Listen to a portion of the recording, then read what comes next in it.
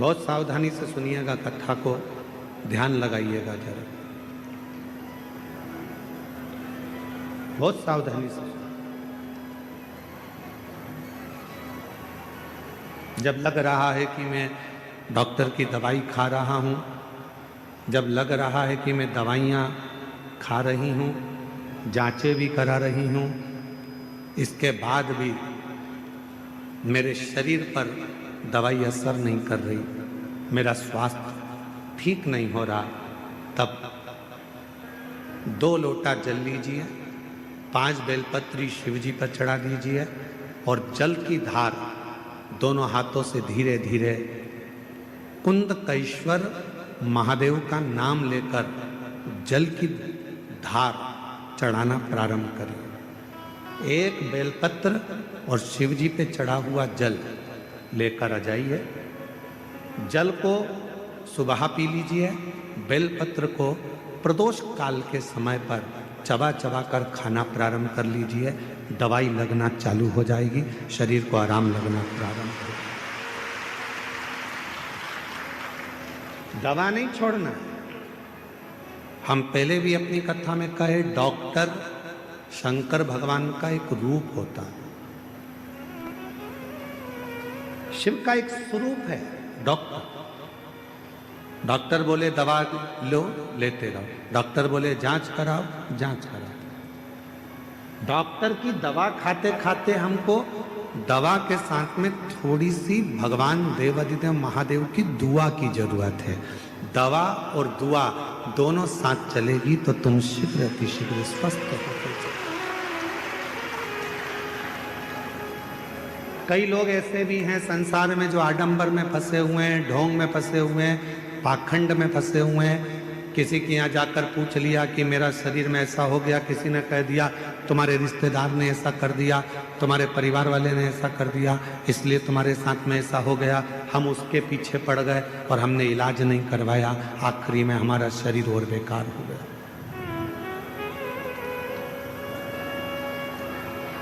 अपने गांव में, अपने नगर में, अपने क्षेत्र में, अपनी कॉलोनी में, अपनी सोसाइटी में, अपने शहर में जो चिकित्सा का केंद्र हो, जो प्राथमिक चिकित्सा केंद्र हो, वहां जाना चाहिए। मैं देवघर के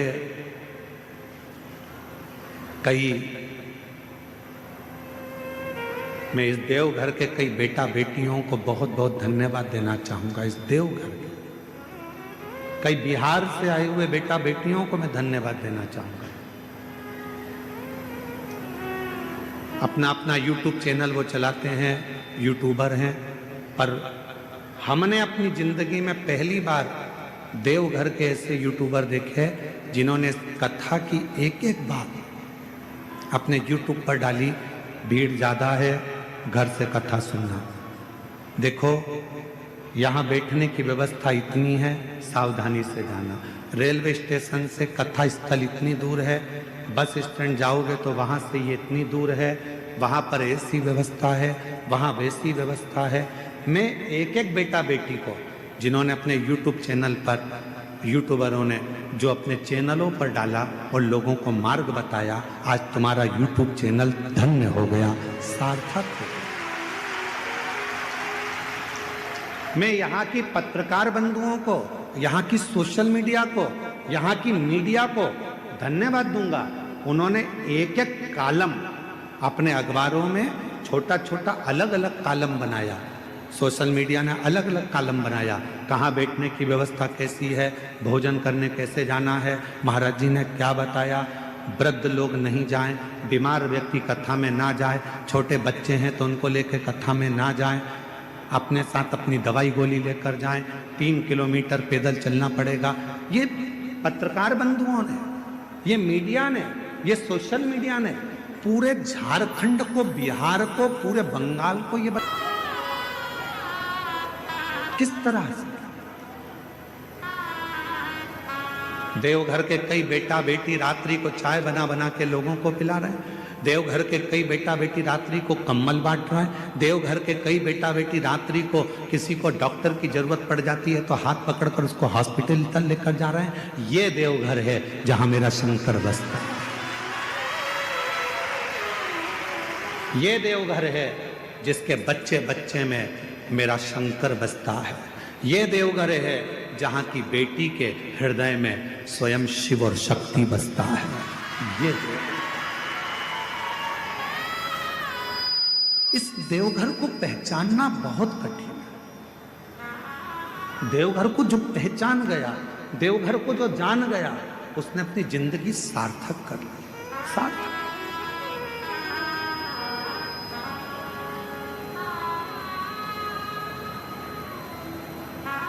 और खाली ना जाता कोई दर से तुम्हारे, खाली ना जाता कोई दर से तुम्हारे, मैं भी खड़ी हूँ नंदी बाहें पसारे, अपने हृदय से लगा लो, लगा लो, गिरा जा रहा हूँ, उठा लो, उठा लो, भोले अपने डर से अब तो ना टालो, गिरा जा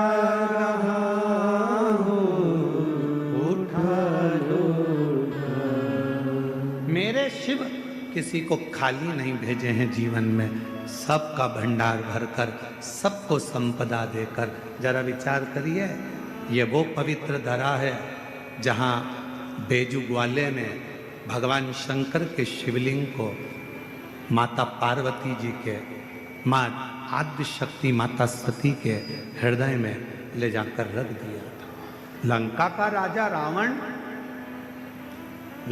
राजा रावण देखकर थकित रह गया था, तो क्रोध में आकर लंका के राजा रावण ने उस शिवलिंग को अपने अंगूठे से जमीन में धंसाना प्रारंभ कर दिया।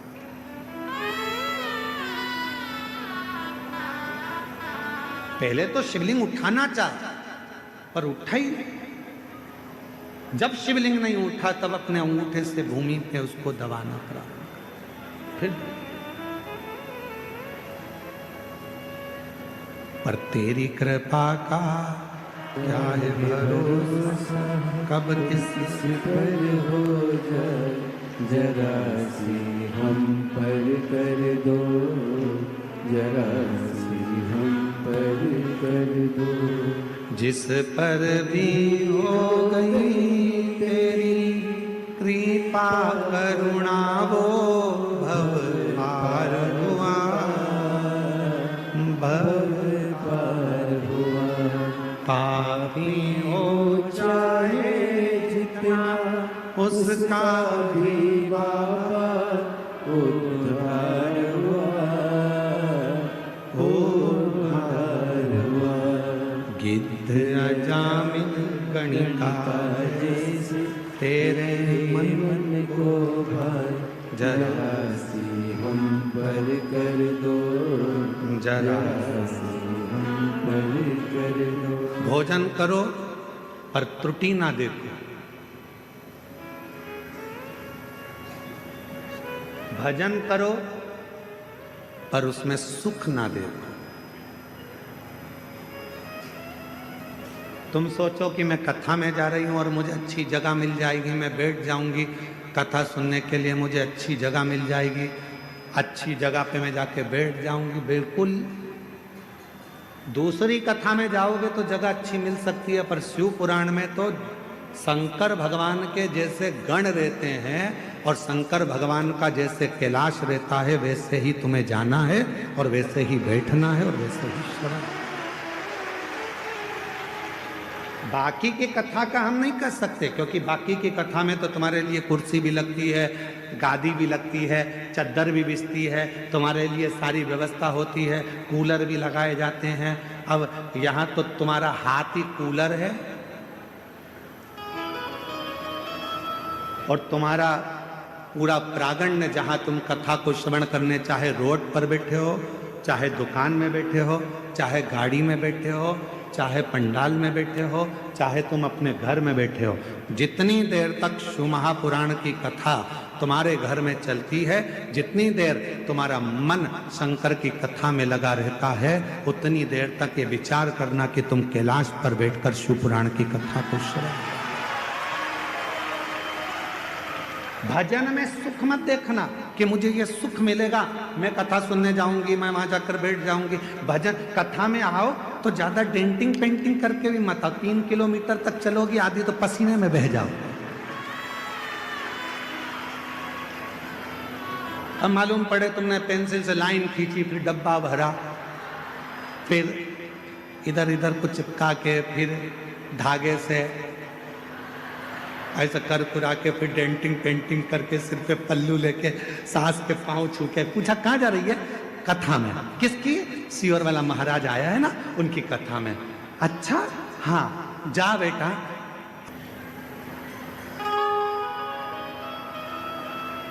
अभी तो तू बहुत सुंदर बनकर जा रही है, जब वहां से आएगी ना, मम्मी, ओ मम्मी। मम्मी बोली हाँ बेटा, आ गई कथा में से? ऐसा लग रहा है जैसे युद्ध लड़के आई है, ऐसा लग रहा है जैसे तू युद्ध लड़के आई। शंभु शरणे पड़ी मांगो घड़ी रे घड़ी, दुख काटो दया करी निदर्शन आपो।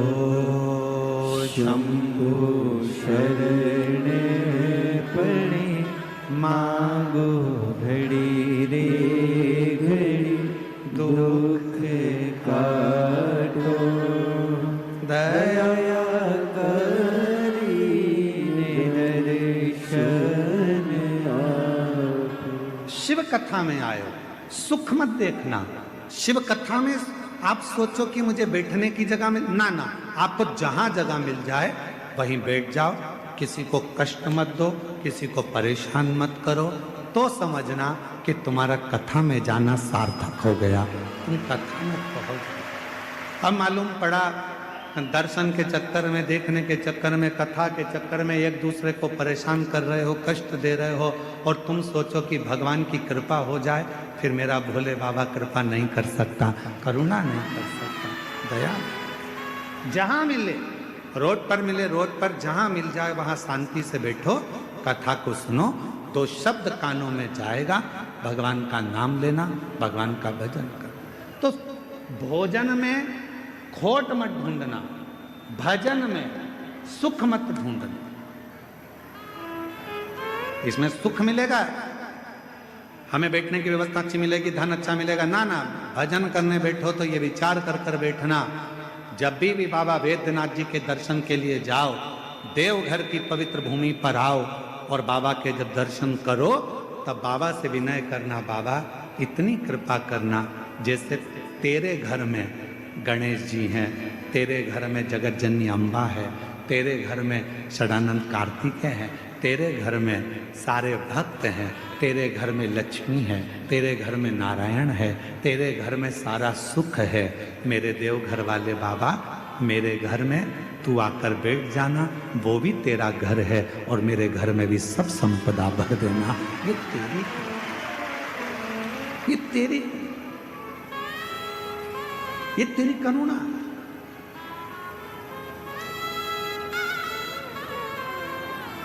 महाराज,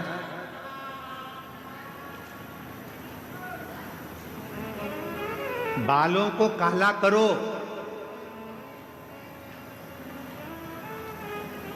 मना नहीं है। बालों को काला करो मना नहीं है, पर बालों के चक्कर में गालों को काला करो, ये ठीक नहीं है।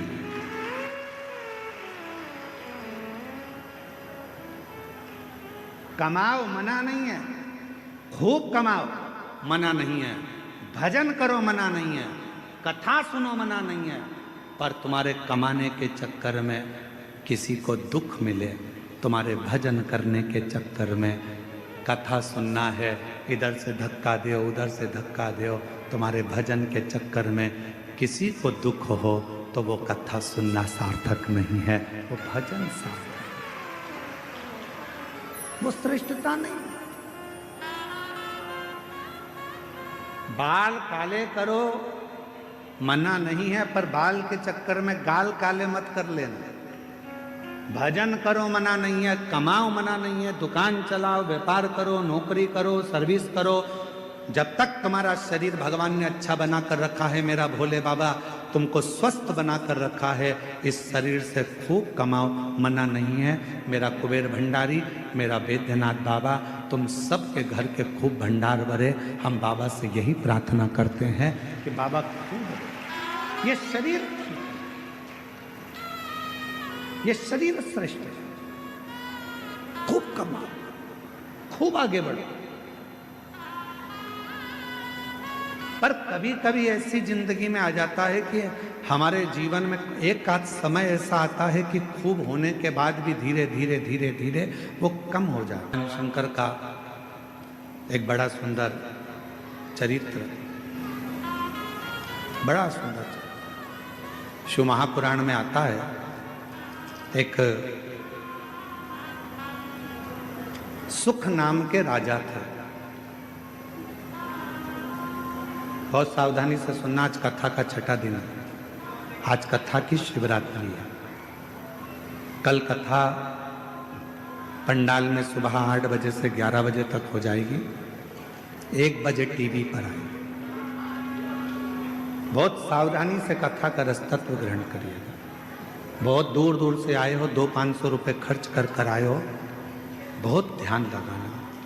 आज कथा के बाद में बाबा से विनती कर, झोली पसार कर कह कर जाना, मेरी झोली तू भरना, 3 महीने में मुझे जो मांगा है वो दे देना। फिर कथा के पंडाल में जाकर पत्र अवश्य लिख कर दो बिना। महाराज एक सुख नाम के राजा थे, पांड्य देश में रहते थे। बहुत अच्छा वैभव था उनका, बहुत धन था उनके पास, कोई संपदा की कमी नहीं थी उनके पास, बहुत वैभव। धर्मपत्नी भी बहुत अच्छी थी, बच्चे थे वो भी अच्छे थे।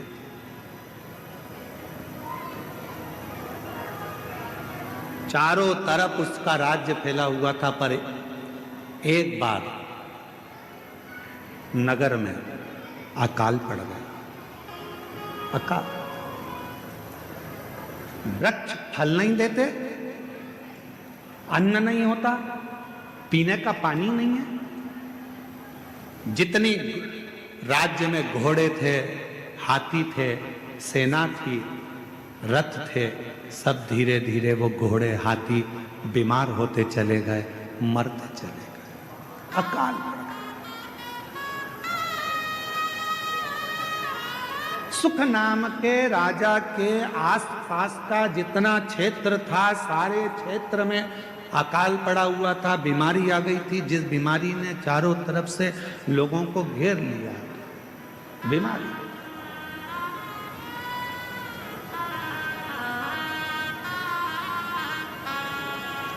जब बीमारी आती है तो कुछ सिखा के जाती है।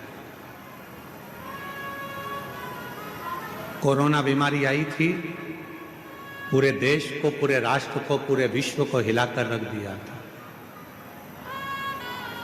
कपड़े की दुकान पर, शोरूम पर कपड़े भरे की भरे रह गए थे, और एक छोटा सा मास्क जिसकी कोई कीमत नहीं थी, 5 रुपए का, वो लोगों के मुख पर आ गया था, और करोड़ों रुपए का कपड़ा फैक्ट्री में बना बनाया रह गया।